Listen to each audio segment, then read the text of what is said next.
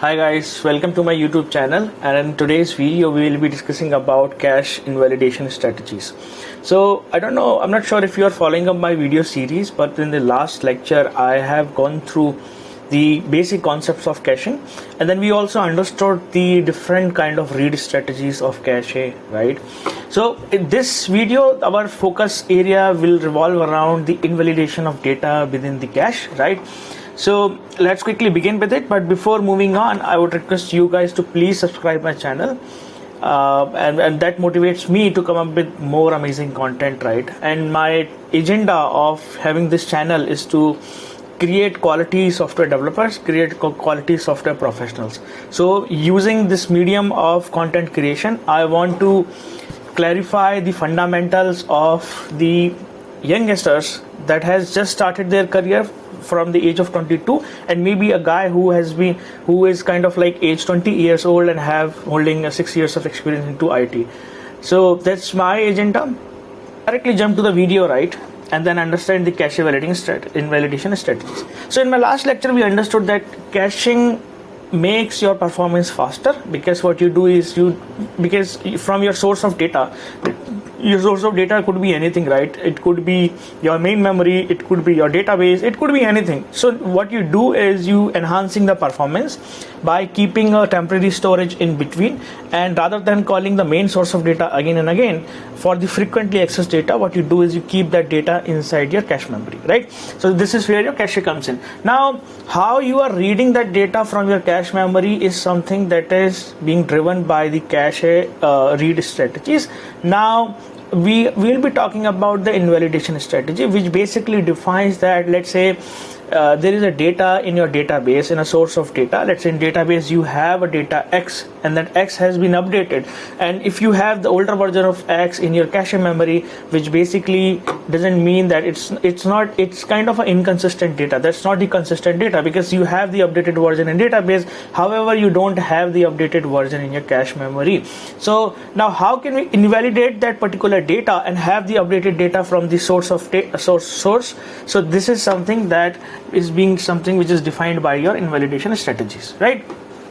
So if you move on, and then in this slide I have even written that the data modified in the source should be invalidated in the cache, because every time somebody calls, right, if it is calling first in the cache memory, it will always end up having the older version of that data. So we will have to ensure that our cache memory should have the latest copy of data, right? So now let's see what are the strategies that we can explore, we can implement the practices that we can follow as part of the implementation in our applications, right? So before moving on this, right, let me quickly tell you a basic. Let's understand whatever we discussed so far. Let's quickly understand and spend 1 minute with it. So now let's say you have your, all right guys, so let's say you have your application server here, right? And then you have your, let's say, database here, right? So, and then your database has a kind of, let's say, designation data, right, for a particular user. Now, and this is your cache memory. The way application server works is first looks into the cache memory, and if doesn't exist, it looks in the database memory, right?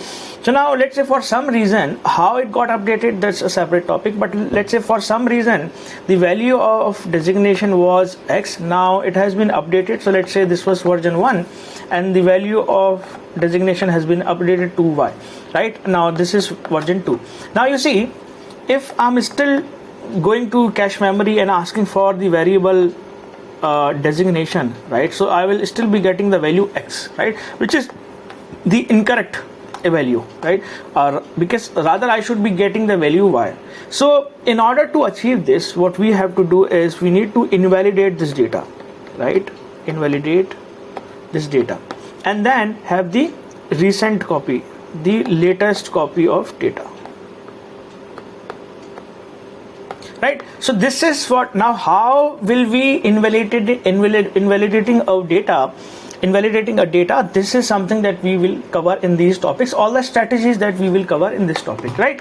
So now if you go back to your presentation and then look through the strategies. So we have three approaches of doing so. One approach is you have write through cache, second you have write around cache, and third you have write back cache, right?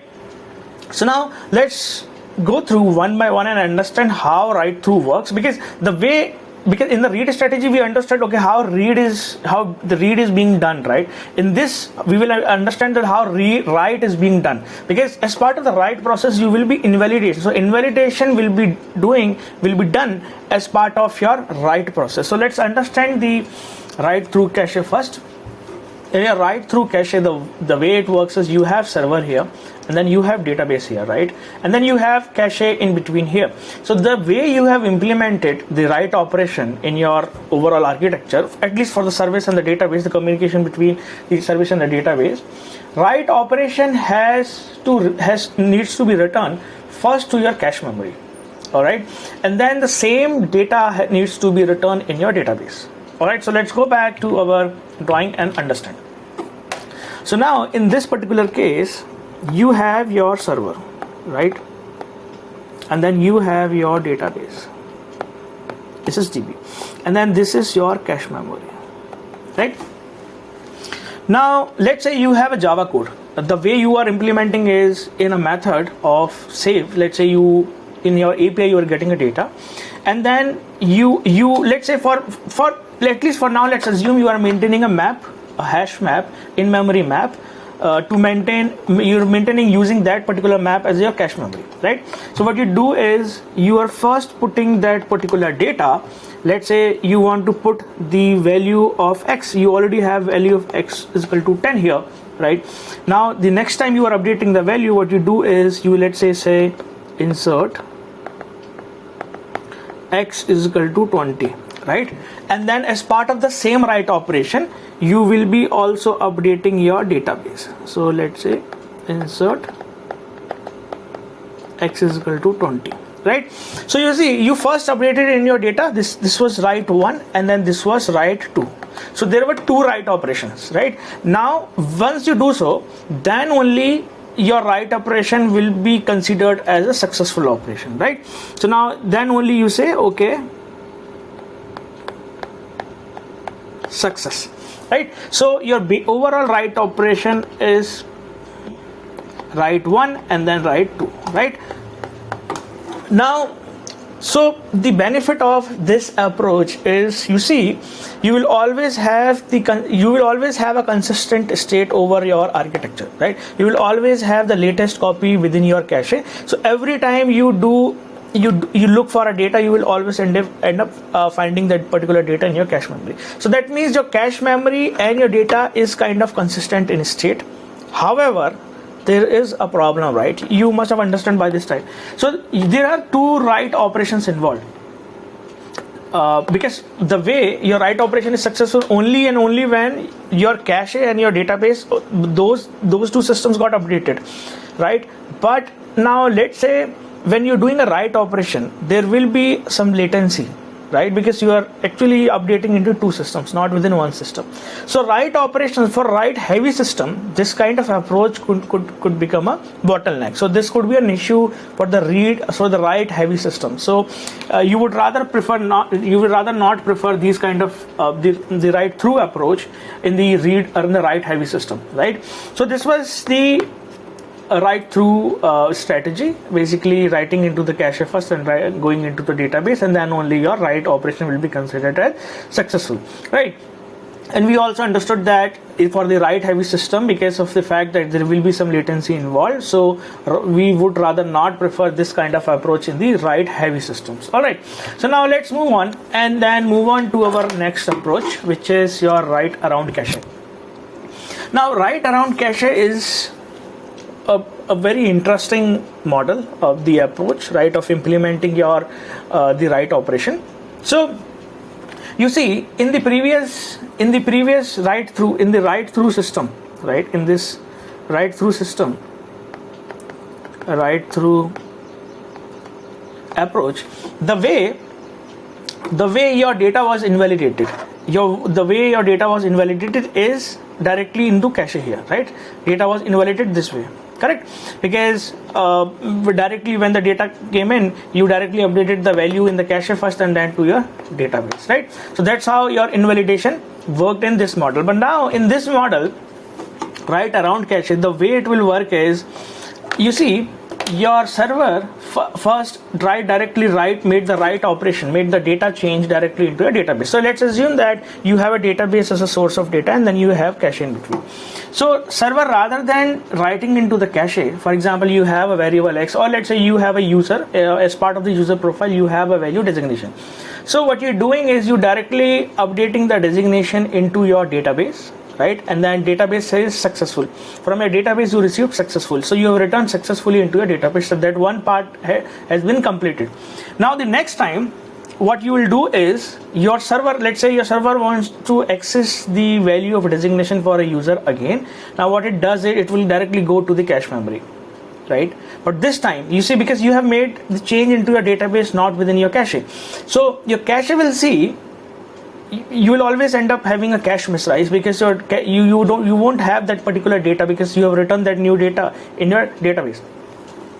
So you will get a cache miss, right? So now while having a cache miss, what it will do is this cache memory will go to the database and will directly get the latest value from the database and send it to the server. So as part of your reading back, when cache memory is reading back, getting the data from the database, your cache memory will get updated. So the next time your server again calls for the designation, you will always end up having the designation from your cache, right? So that's how your cache around works, because this around, you going around, it's not directly updating, it's not this right operation is not directly connected, or the right invalidation is not directly connected to with your cache. However, it first being done in your database, and then when cache tries to get the data from the database, because it doesn't have that data, then it will have that copy of data in it, and the next time when the server comes in or somebody requests the data, it will get the data, because the last time it was a cache miss. So this was the concept of cache around, right? So maybe you can go back, and then in here we can understand, right? So you have your, let's say, app server here, and then you have your database here, right? And then you have your cache here, right? So now let's say you want to write a certain data to your database. Let's say your data is x is equal to 10, right? So x has been updated to your database, x is equal to 10 has been updated to your database. Now, so this was one. Now app server request for the value x in the second time, but you see this time there is no data exist here, so it will be a cache miss, right? We don't have that data, the way it has been written directly to the database, right? Now second time, now the cache memory, what it does is it will go to the database, say I don't have the data, right? And then it will get the copy of data, all right? And then this time your cache memory will have the x is equal to 10. Now the second time when this guy come again and then ask for the value of x, so now this time it will get the value is equal to 10 from the cache memory itself. So that's the around cache, right? So you go around the cache directly to the database, and the next time when as part of the read process, it gets the latest copy of data from the database. So that's the concept of cache around cache. All right. So now with the cache around cache, you see there is one problem, right? However, because you directly writing to the database, it's good part, but there is one problem is, you see, for let's say you have a system which is a read heavy system, right? And then you are directly writing to the database for each data item, but the problem is if your system is read heavy and if it's trying again and again trying to read the value for any variable first time from the cache memory, you will always have a cache miss, right? You won't have the cache hit, right? Because that particular new data has been returned directly to the database, right? So this having a cache miss again and again can have a performance impact, a slow performance impact. That's the disadvantage or the issue associated with this kind of approach, the write around cache approach, right? That's one part. Other than, you see, you will always have you always have the correct copy of data, because you're writing directly to the database, and you are pulling through the database as part of your read call, right? So most of the time you will have the correct data in your cache memory. All right, so that was around the write around cache. That was the write around cache. Now let's quickly move on to our next cache memory model, not memory model, cache invalidation approaches. So now we have write back cache. So this is interesting cache, and there could be some issues with it. However, you see, it's very better for the faster write operations. I'll tell you why was it so. Now you see here, the write back cache, right? If you look at the server and if you look at the cache, there are multiple arrows in it. The reason behind, and then there is only, it says async write to your database, right? Now you must be wondering that, is this the way of your is this the way your write the way write is being done, right? So I'll tell you, so this is totally up to you, that how you are implementing the which practice are you following, and the how you are trying to implement in your application. So basically, if you go back in the route around cache, right? So maybe the way you are doing is, you have a hash map, right? And then you have a database. You are using hash map as a cache memory. Let's assume for some time. You first look, you directly, as part of your write operation, save operation, directly writing into database. But as part of your read operation, what you're doing is, you may be as part of write operation, you have, let's say, right, and then you have x variable, then you may be directly doing a directly save x, right, and then your write is being successful. But maybe while you are reading the value x, what you do is, you first directly look from your .get x, right, and then if, let's say, if this is not, if this is, let's say, false, then what you do is, you go to db and let's say get by id is equal to x, right? So this was the basic model. First you're looking into database, then you're looking the. So now this time, once you have the data, let's say you have the data here, then what you do is, you update cache is equal to put data, right?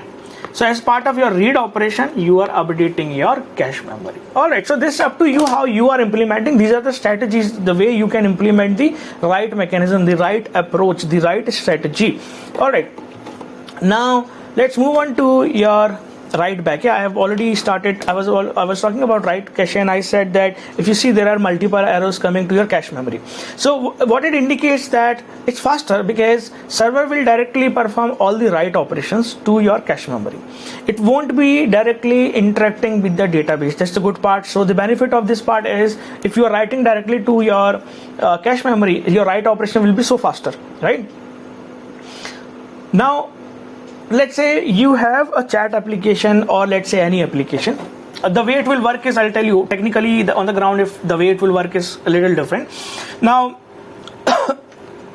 so if you say, and then all the write operation will be moved to database as part of the async operation. Now how it will work, I'll tell you, let me explain you. So let's say you have your app server here, and then here you have your cache memory here, right? So now let's say you have your data here, correct? So now one implementation could be is, you let's say have 4 memory slots, although it's very small, I have told you, but there could be large number of slots, it could be a large memory. However, it will be temporary, and generally you keep your cache smaller in size, unless you are using a distributed cache. Your distributed cache could be a little longer. So now let's say you are putting a value x here, right, and then let's say you are putting a value y here, and then let's say you are putting a value z here, and then let's say you are putting a value p here. Now the next time you are trying to come here and then do an insert operation of, let's say, t, now what happens is, there is no available slot, right? Now one way to achieve this is, you may take out the x value and write it to the database, right? So what you will do, write it to the database, right? You will write into your DB, correct?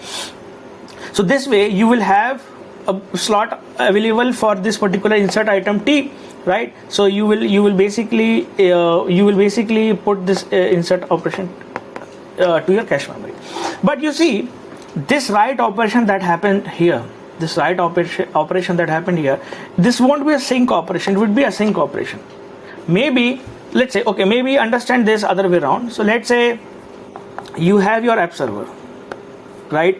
Or so there are different, you may be saying, okay, why are you only writing that particular operation in database when your cache memory is full? This is one way of implementing this your write back cache. Another approach I could say that if somebody wants to implement is, you have your cache memory, you have XYZ, and then this is your database. Now right after everything, all write operations are being done here. Now let's say every 5 minutes you have a job, right? Job in 5 minutes, and that particular job writes all the data W1, W2, W3 to your database. That's one way of implementing it. But the approach is, but the thumb rule is that this particular sync from the async to your database, or let's say this approach of making doing the reconciliation between the cache memory and your database. It's a cache memory. Let me write it. So this making the two systems consistent, right, is copying the data from your database will always be asynchronous. So because of the fact it will be asynchronous, so your write operation will not be impacted directly, right? So the benefit that comes out of this model, right, is you will have a faster operations, write faster, right? As if you have a write heavy system, you could always implement this kind of write back a cache approach in your application. This way you can have the faster writes, right? But there is another problem. The problem is, let's say if you are reading, correct? So because if you see, as part of your read, there could be a data loss, right? So now let's say from here you are using a job to sync all the data, the reconciling the state between the cache memory and the database, or making these two systems consistent, and that job gets stuck in between. So what will happen is your database will never become consistent as per your cache. Whatever data you have cache cannot be in database. So there could be reasons. So or also you will say there will be a delay into database, right? So if let's say one application is keep writing on your cache memory, and there is a sync process which is picking up all those data records and syncing it to the database, and now there is another application which is reading from the same database. So there will be a delay, right? Because it will take some time to flush those changes in your database. All right, it's not very, because of the fact it's not sync, it will take some time, and there could be some possibility of data losses as well, because your job can expire. Or let's say if you are not using a job and you doing an operation, basic operation, then what could happen, this part is successful, this part got failed, so again you will have a data loss. So all those possibilities, right, but again there are trade-offs. That depends. If you want to have latency, right, you could basically end up having a different approach. If you don't want latency, then you will have to have a different approach. But the point is, if you are taking approach 1, you might lose something, you might gain something. If you are having approach 2, you might will achieve something, and you might will lose something. So those are the trade-offs that you have to follow as part of your distributed system and the approaches that you are taking as part of your system design.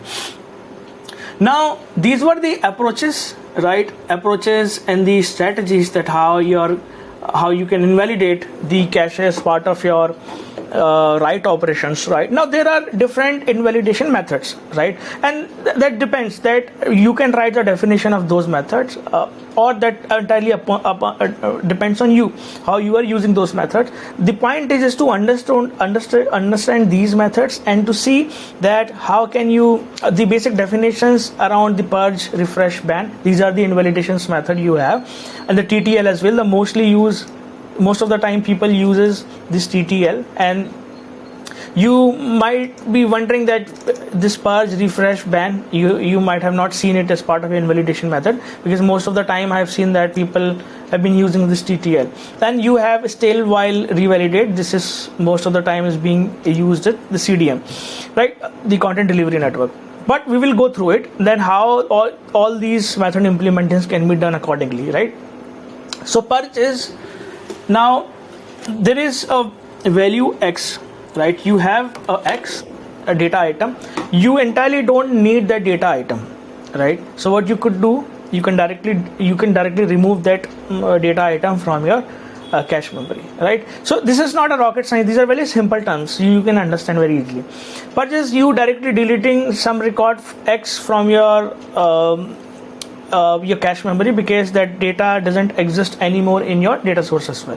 So that is a purge condition. Refresh is, let's say you have X in your database, in your source, and then the same variable, the same data has been updated with, let's say, 20 value. Then the refresh, as part of your refresh operation, the value 20 will be reflected to your cache memory as well. So that's the invalidation method, refresh, right? Ban is something, so let's say you have a data item X, you entirely don't need this data item X, right? Not anymore. So what you do, you will ban that particular data item X, right? Now there is one difference, that the purge and the ban, right? That your purge removes the data from your cache content. Also, when you use ban, so that means, let's say if you have data item X and if you are doing a ban, that means that X data item will be removed from the cache entirely, and all those read requests for your data item X will be routed to your database, your data source. None of the calls will be entertained if you have a data item in your ban, right? If a data item has been banned. So that's the another invalidation method. Then you have TTL, time to live. Everybody knows about it. Let's say if you have to set a time, right? Time to live. So for example, if a data item, for how long a data item will live into this cache memory, and after that it will has to reload from your data source. So that's the basic definition of TTL. Okay, and then you have the interesting one, which is the stale while revalidate. So let's go back to our editor and understand. So let's understand the TTL first.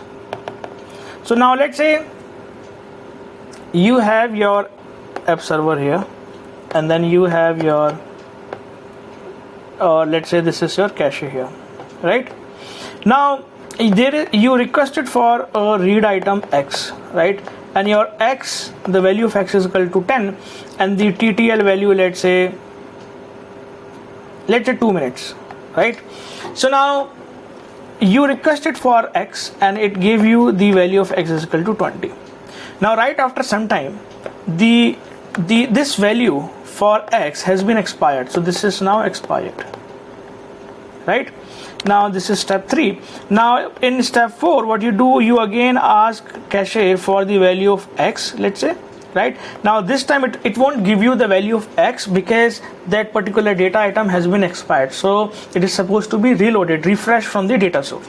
Alright, so it will only give you the value of X if your data item has not been expired. So that's the basic concept of TTL. Alright, so now let's move on and understand the concept of your stale while revalidate, right?